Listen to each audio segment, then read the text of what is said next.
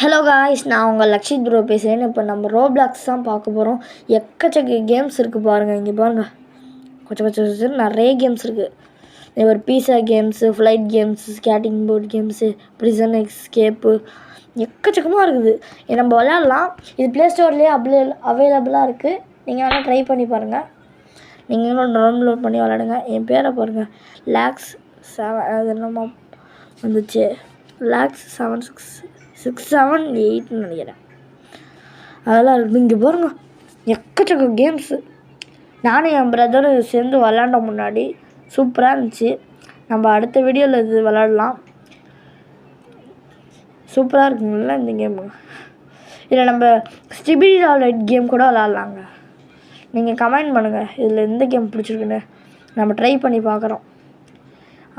இப்போ லாக்ஸு 672 8 இல்லை 2